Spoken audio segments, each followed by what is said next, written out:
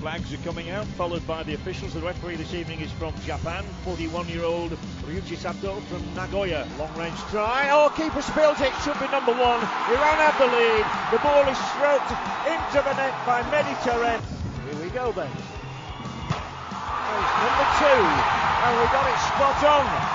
And go for it. And as it is there, he just leaves himself open and just pushes it into that far corner.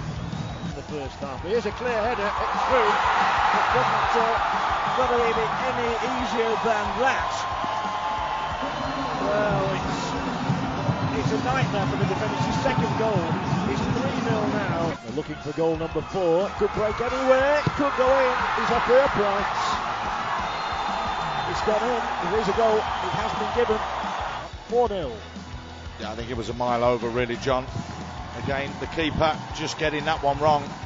Sadar on the spot, getting his just rewards because he's had a couple of opportunities and chances tonight. اشکان میفرسته توپو برگشتش حالا قدوس بوم بوم بوم آتش بازی پایان نداره برای پسران ایرانی. گل پنجم رو سامان قدوس میزنه. ایران 5 یمن 0. اینا دیگه کیان؟ For Iran, it's been a perfect introduction to the tournament. They've won this one by 5 goals to 0.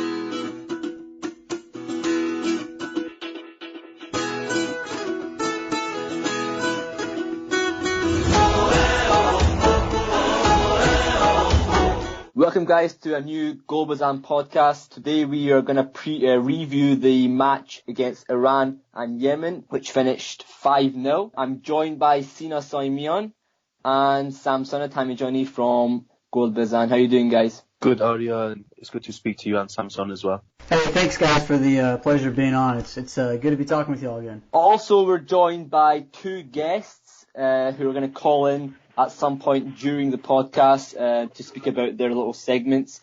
So the first person that we've had on before is Kion Hesamian, and the other one is a guy who was actually at the game today in the stadium watching the match, Shahine Raja. How you doing, guys? It's Kion. Good to be here, great to be here with you guys again. Thank you very much. And Shaheen? Hey guys, thanks for having me. Glad to be here. Awesome. Right, let's kick on. So, first of all, Sina, how was the game for you? How did you find it? Give me your thoughts.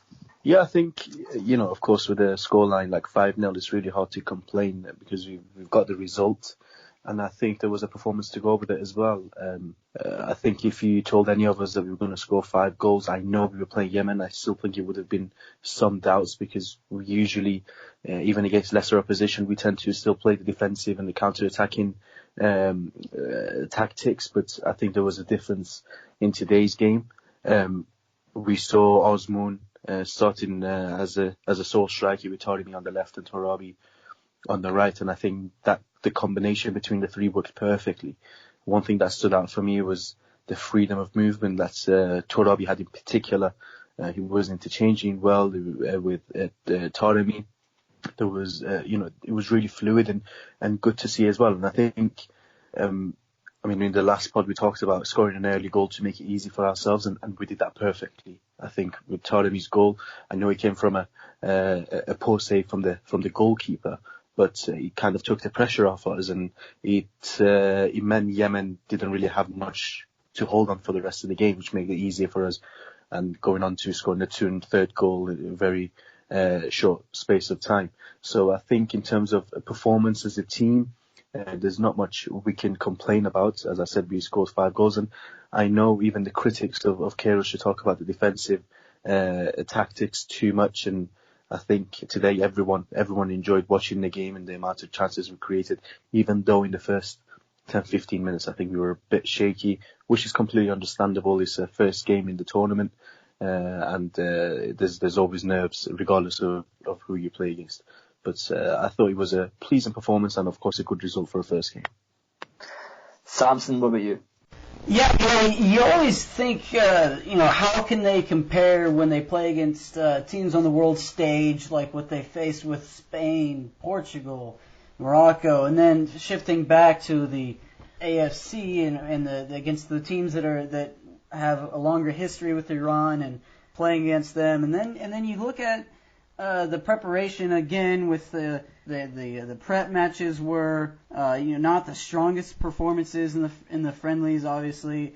And so you wonder, are they gonna lay an egg a little bit with starting? Are they gonna start kind of shaky like we've had before? The defense wasn't as organized as we'd expect in some of the friendly games leading up to it. But nonetheless, they really silenced any critics, and I saw an organized match. There was a lot of fluidity with the offensive movement, the attacking third, as Moon found space, Taremi found space, Dejaga found space, even the defenders moving in, Rezayan sending good balls, and then you recognize, of course, it's 5-0. So it's a very satisfying match for Iranian fans.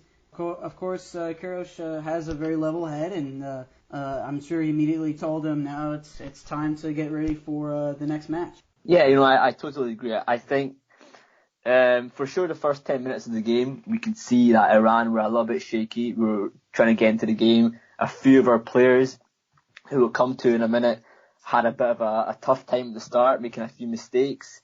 But I think as the game progressed, after the first goal in particular, I think we saw Iran really come into, the shackles came off and the goals were just flowing. I think it's something that we haven't seen from Iran. We've not seen Iran score more than, I think, 3 goals in a long time. So it was good to see, So I think now we'll move on. We'll speak about the individual players. So we'll go on to Sina. Sina, what did you think about the negative aspect, the first 10 minutes, when we saw Majid Hosseini and Housafi have a bit of a hard time? We saw Majid make a really strong tackle, could have got sent off, probably should have got sent off, and then Housafi was, his first touch was all over the place. What do you think about that? Yeah, I think just going back to the last point and the fact that you said it was a really large win, and just to bring a stat out for you to confirm what you said, this 5-0 win was the biggest win we've had in the Asian Cup since the year 2000, in which we beat Lebanon 4-0 in the group stages. So I think it might be just our biggest win in Asian Cup history. I'm not 100% sure on that. But yeah, a huge result. We're also going into individual performances, like you said. I think we've talked about Housafi so much at left back and questioned why he starts in that position. And I think this game again, even though it was a comfortable win, it still raised some questions over his positioning. I think over his defensive side of the game, and I think generally his decision making off the ball is questionable. He mistimes his tackles, and I think it makes it a bit confusing for the centre backs as well. Majid is generally a very, very reliable defender. I've seen him in the past 6 months for Iran, but in the past year or so at Esteghlal, and of course at Trabzonspor as well, he's been reliable. But I think when you put him next to a defender who maybe is not as confident and is not so sure about his role, it makes it confusing for the centre-back as well. So I would put Hosseini's below average performance for his standards down to Housafi's involvement on the left-hand side as well. But that was mostly in the first 15-20 minutes. But as the game grew on and as we started to score more goals, I think they both got comfortable in their roles.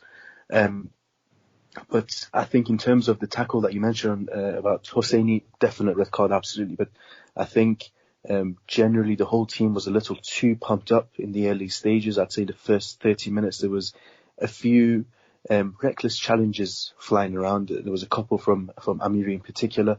And I think those were the nerves, but also how much the team wanted to win the game, which is completely understandable. But we mentioned in the last podcast as well, it's really important in these sort of games, you keep a cool head regardless of the score, regardless of how frustrating things can get. And today we were lucky, we weren't reduced down to 10 men.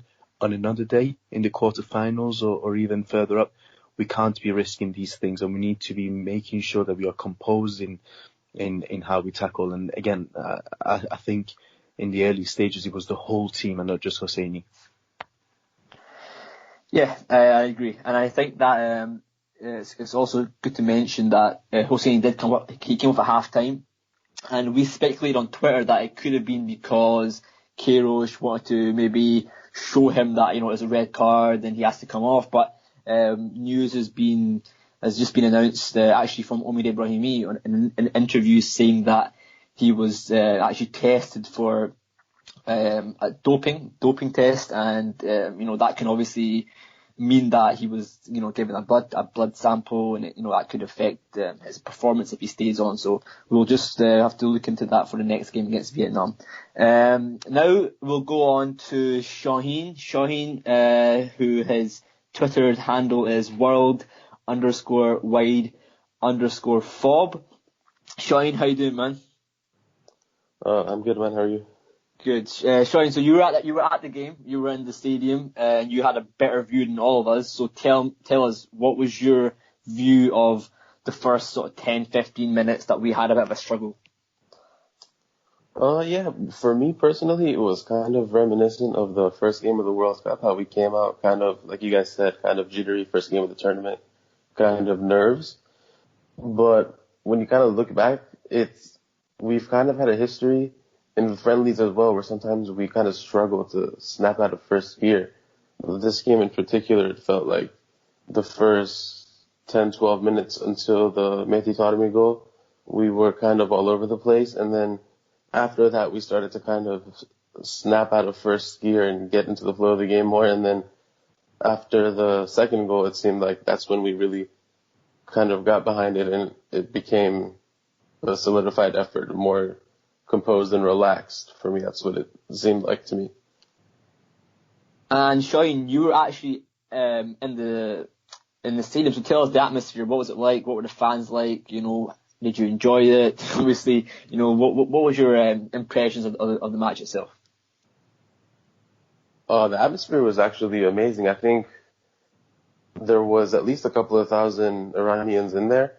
It felt like they had the drums out singing songs, chants. It felt almost like we were at Azadi Stadium. It felt like a home game for us, especially since we had the Yemeni fans outnumbered by a lot. So it felt like we had an advantage in that sense, for sure.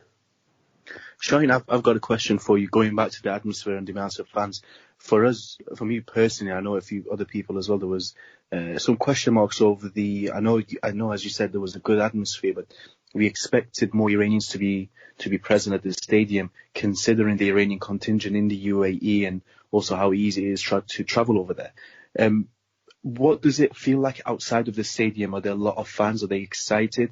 And are you expecting the numbers of Iranian fans attending the games to be more than it was today going forward? Yeah, well, as far as the increase in attendance, I think definitely, especially after the Iraq game.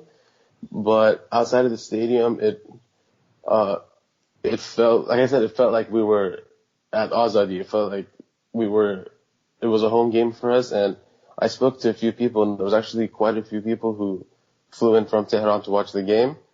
But going back to what you said, I think definitely we'll see an increase, especially from the Iraq game and moving forward from there. Thanks very much, Shaheen. Thank you very much for coming on. Appreciate that. Thanks for having me, I guess. Thanks for having me. Cheers. Okay, so we'll move on to the next question. That comes for Samson. Samson, give us a little bit about Dejaga, the captain. He had a situation where he scored a free kick. Obviously, it came off the keeper's back. Saud Al-Sawadi, I believe. He scored the own goal. That was what was given as. How was his performance?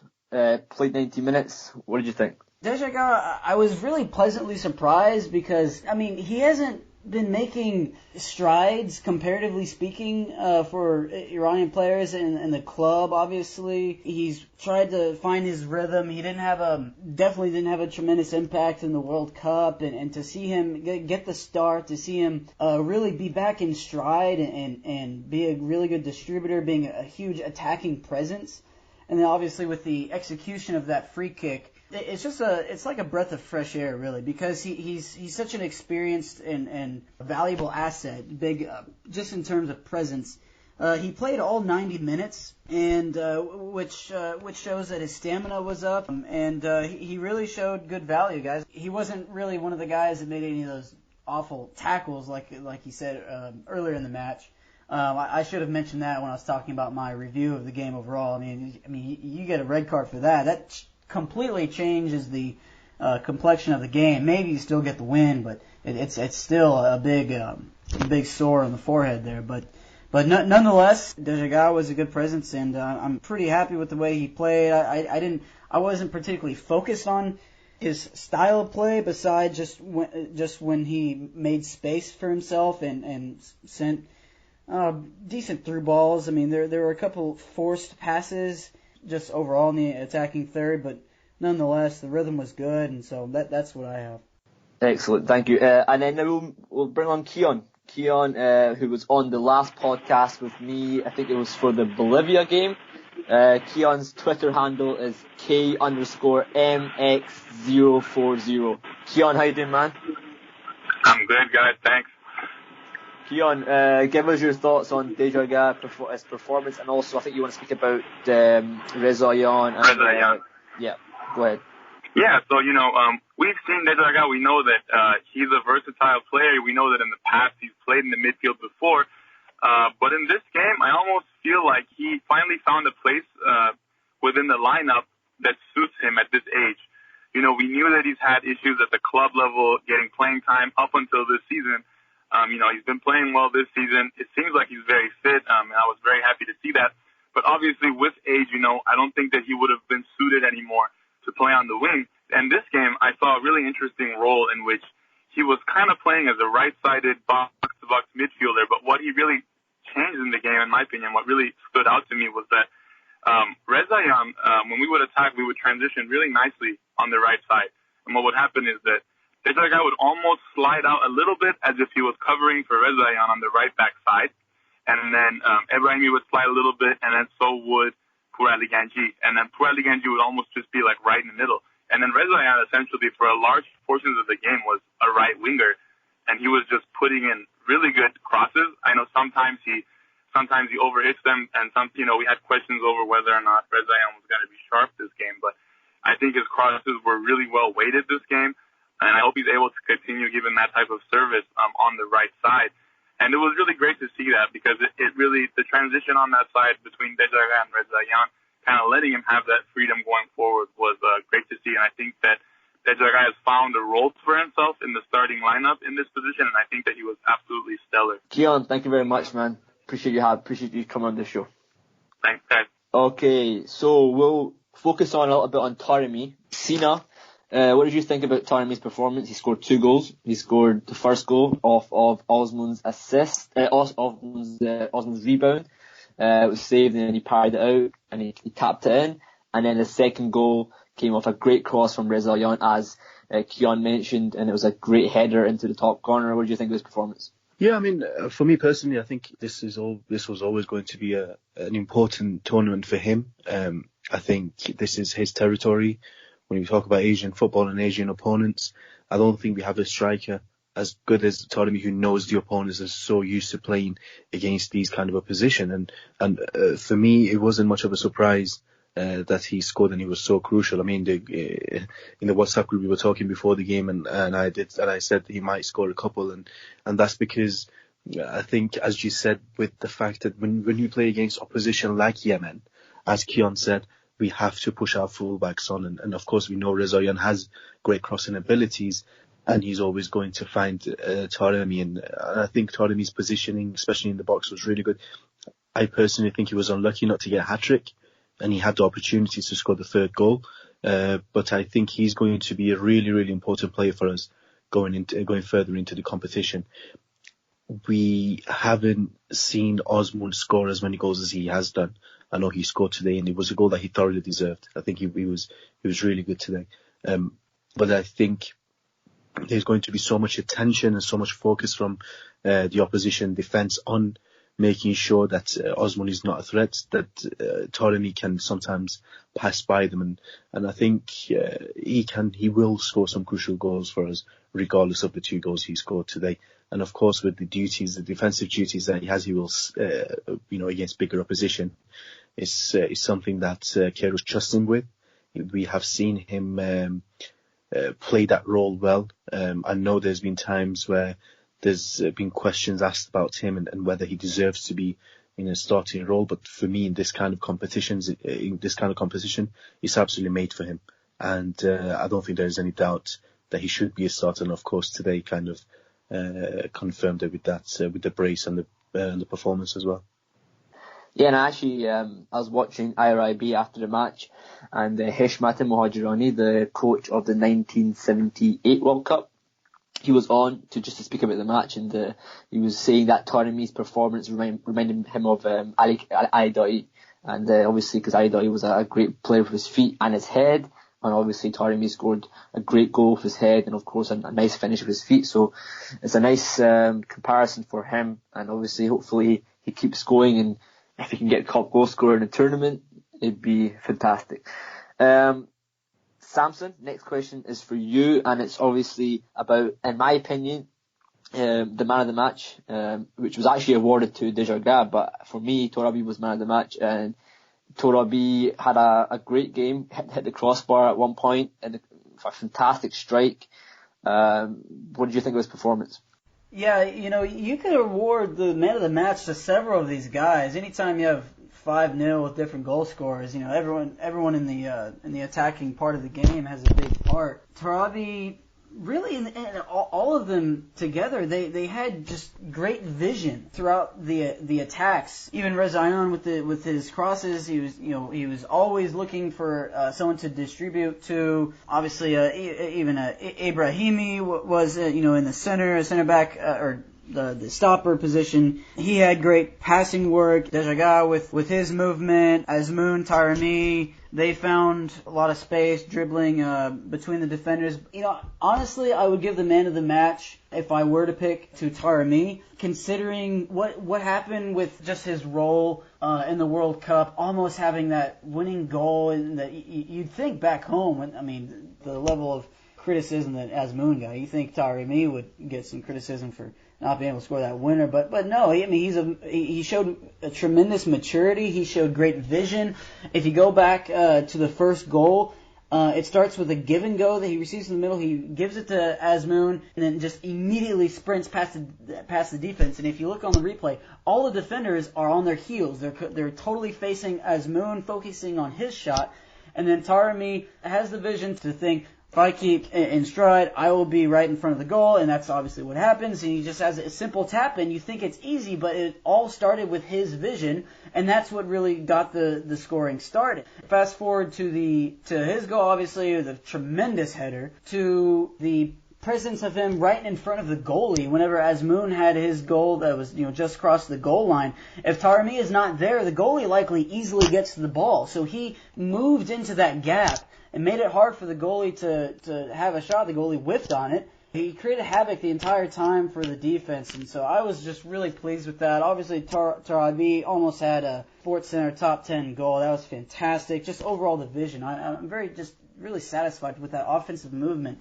And when you talk about a Kurosh-led Iran team, you don't really think of offensive power, but I really think that they found the rhythm, and that they created some ideas for themselves when they played better teams. Yeah, and talking about your offensive power, you're looking at a team who had 70% of possession throughout the whole game. We had 20 shots, 9 of them are on target. We won 64% of the duels. These stats are actually from Metrika Stats, who gave us their stats very kindly. We dominated the game by far in terms of the attack, and also defensively we were strong as well. Didn't have any shots on target. Bezan Band was, almost like sitting down doing nothing the whole game. So, it was a good performance overall. I want to quickly touch on the substitutes. Godus came on. He scored the goal. For me, that could be a candidate for goal of the season. A volley across his body into the bottom corner. Fantastic technique. Sina, what did you think of Godus? Yeah, personally, I think he was one of those players that I wanted him to start through the middle. He didn't, but he came on and he had a great impact on the game. Of course, the goal that you mentioned, it was spectacular, and like you said, on a full volley, and I think that's something that they've worked on in terms of he was waiting there on the edge of the box for that free kick to make sure that if there's any rebounds, if there's any clearances, he's there to pick it up, and he did a brilliant job at it. He was when he came on, he was dangerous. He was linking up well with the players, and I think considering that this is not the World Cup where we will have 3 games or maximum 4, and the amount of players we can use is very limited. I think if we want to go further into this competition, we have to be able to rotate, and I think, I'm hoping that in one of these games, he will be starting, whether it's against Vietnam or Iraq. But the guy who started for him in Dejaga, I thought he was fantastic. As I think it was Keon that mentioned it. I think he dominated the game well with his passing. And one of the things that really surprised me in terms of Dejaga was his ability to finish the game. I mean, it's been a long time since we've seen him in a team Alicia being able to play 90 minutes. There's always been question marks over his fitness. Of course, this is not a big opponent with a lot of preparation and a lot of running abilities. And I wonder whether he can play 90 minutes again in a more intense match. But I think he did his job really well. But going back to the substitutes, again, they were kind of predictable. I mean, Karim came on as well. He's going to be another player that we will see start in the next couple of games.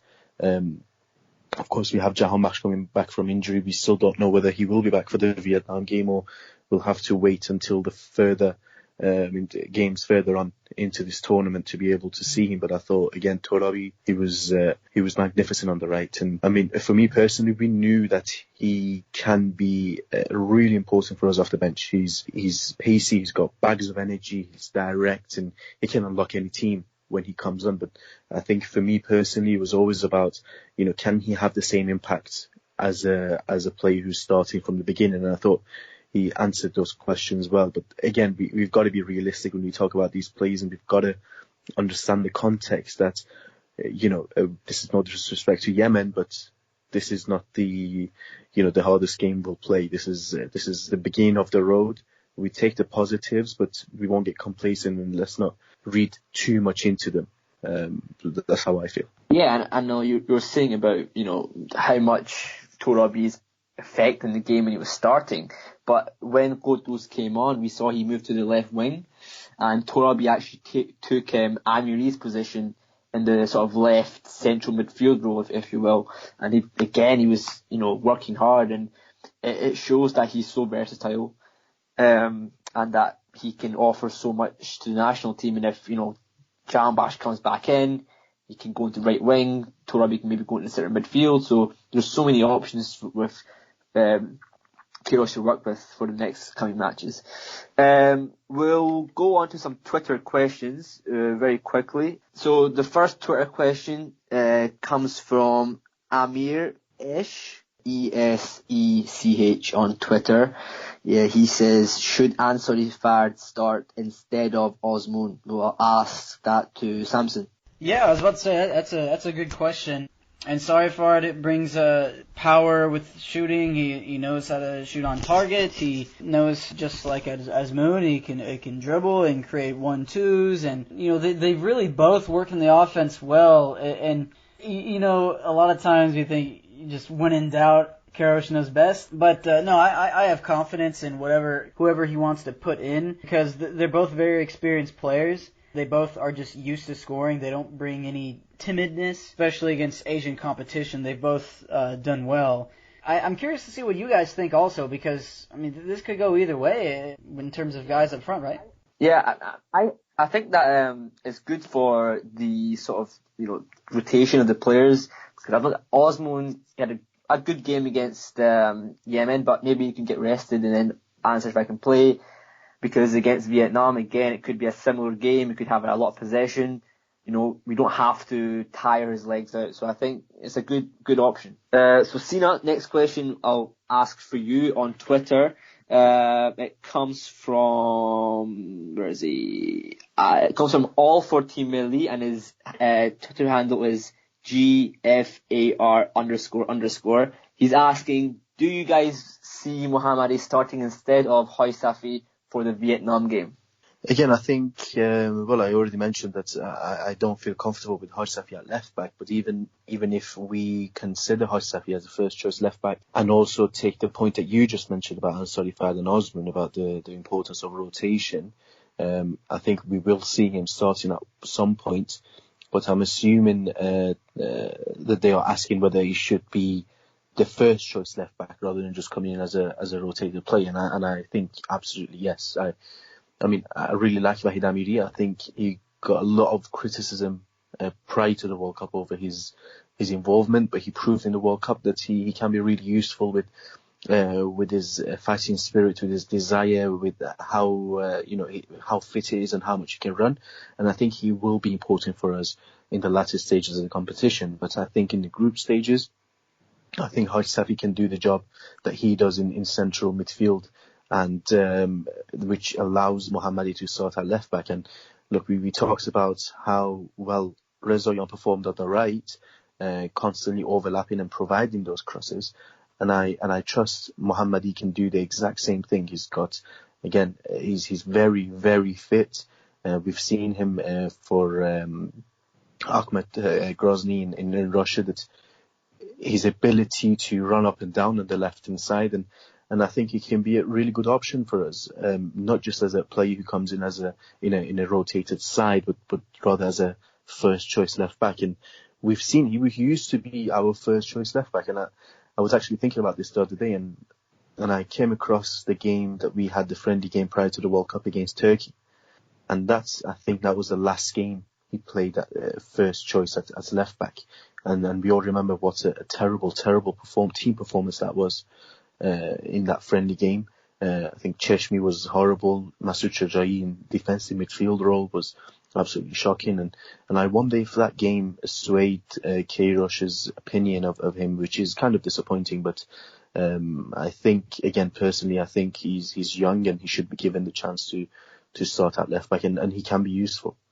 I think also, aside from the Turkey match, he also got an own goal. He scored an own goal against, that was it for Tunisia, and also that he started that game as well. Maybe that could have been another accumulation of errors that Queiroz might have seen in him, that he didn't play him at left back for the World Cup. So we'll move on to what this game provides Iran for the rest of the tournament. So actually a question is from Twitter handle Ashkan Pcap on Twitter. He asks, what are the chances of Iran winning the championship? So Samson, this match was great, a great morale booster for the players, but what does this game give the players in terms of winning the competition? The fact that Iran has that Queiroz can have this kind of rotation with 3 points right off the bat, plus 5 goal differential. Then the fact that Vietnam is not as high level team, and Iraq is really the biggest challenge. And on paper they're not one of the best teams, but still serve a challenge. But regardless, Iran has the option of rotating guys, and I can only assume that we'll see Milad Mohammadi at left back as either as a sub or starting the next match, so on and so forth. A lot of options. So Iran really has superior stamina and conditioning. That gives Iran fans a lot to be confident about. Looking at the tables, they would most likely be matched with the Group C runner-up, if I'm not mistaken. Yeah, so in the second round, they'll face I think it's the third place of, it's 3 of the groups, and then, it's whatever happens after that. For Iran fans that want to travel to UAE or in UAE, this is as good as it gets. You're not far from your home turf. You have the momentum. The guys are sticking with each other despite the injuries.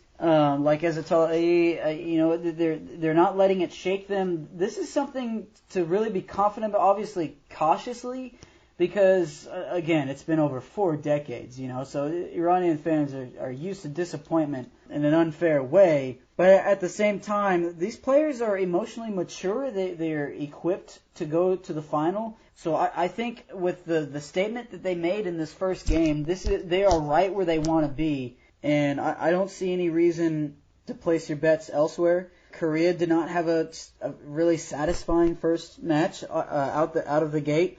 Australia, of course, had that loss. China had to come back. We'll see what Iraq and Vietnam, what they hold down the stretch. I think right now Iran is in a place to advance, and they're in a place to go far, guys.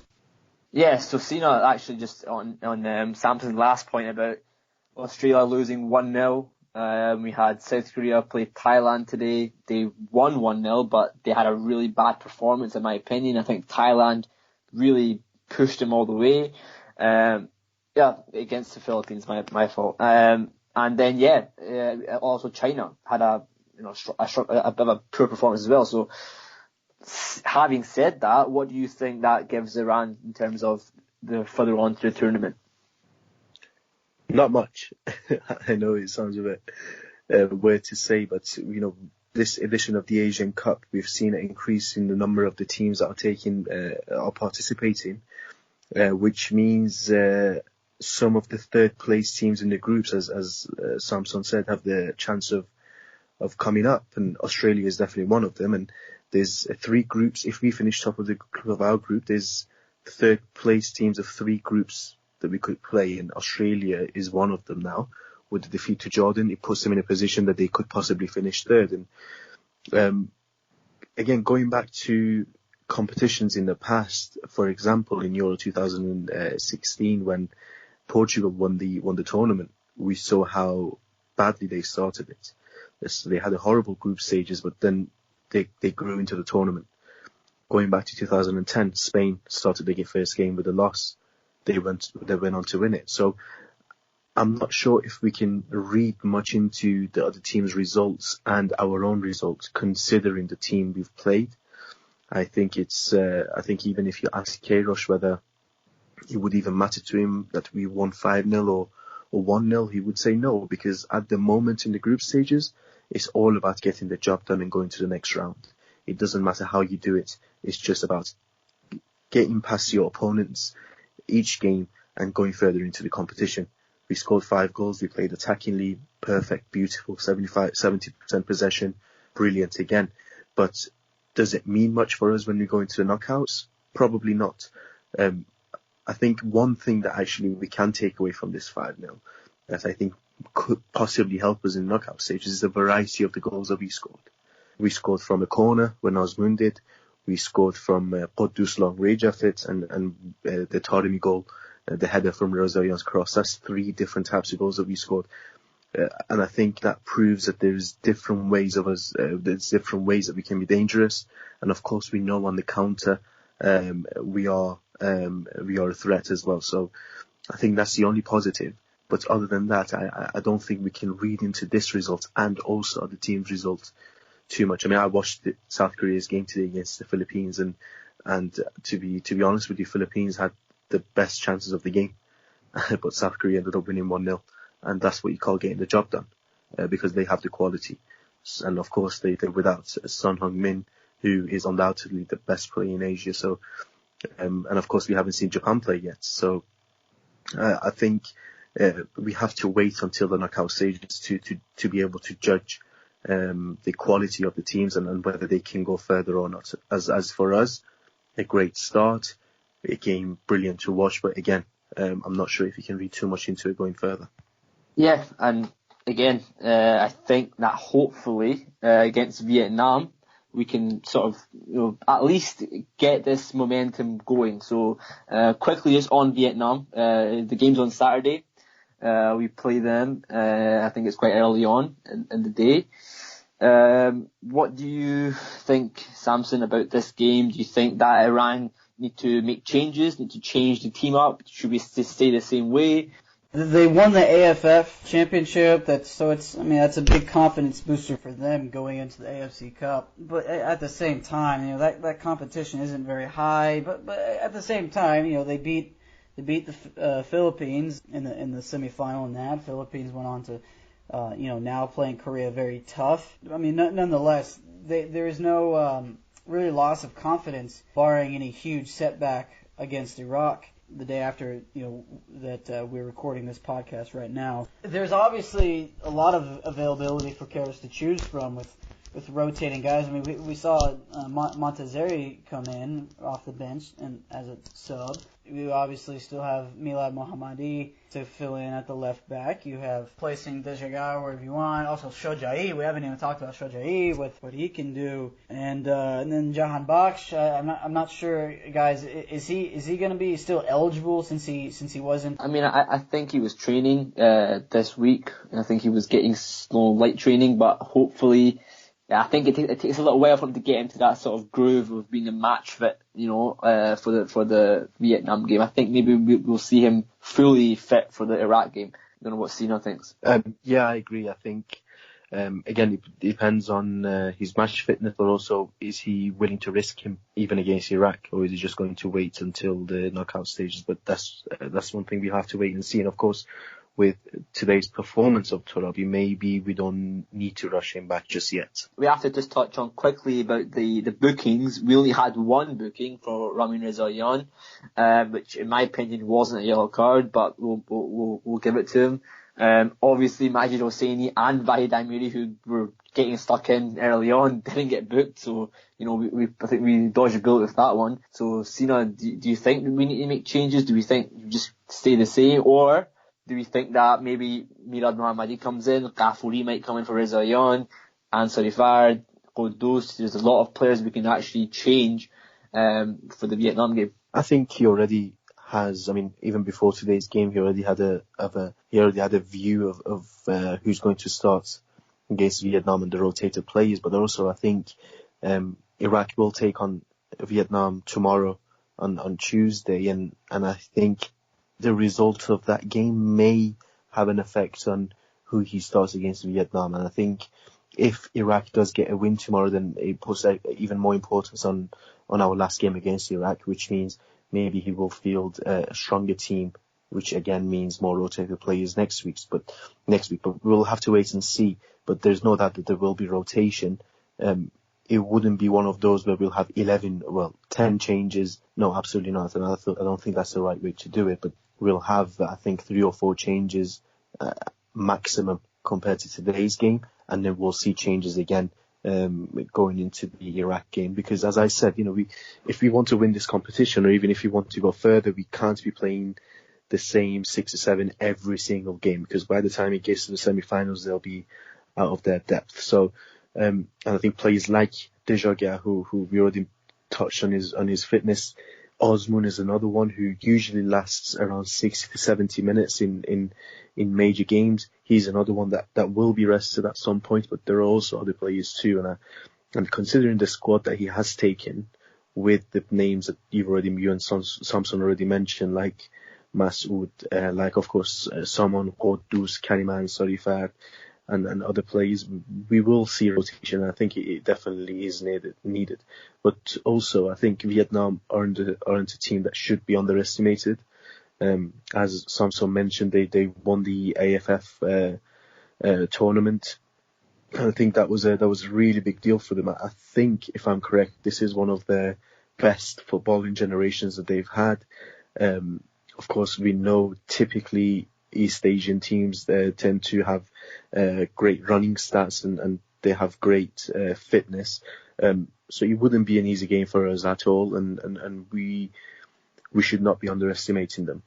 I think we'll still be able to get a win, but it wouldn't be as straightforward as the game against Yemen. Okay, guys, thanks very much for coming on. Sina, of course, you were on BBC Persian today, speaking about the Yemen game, and of course he was on Radio Offside with the podcast that does podcasts on football around the world in Farsi. Go and check that out. Great job, Sina. And also Samson, great job coming on into your debut on the podcast. Of course, Samson's our editor. He edits all our podcasts, but he will also be featuring on our podcast now on as well. Yeah, I think Samson definitely deserves a special mention, because although we are the ones who come and talk on different episodes, but he's the one who's doing the hard work behind the scenes.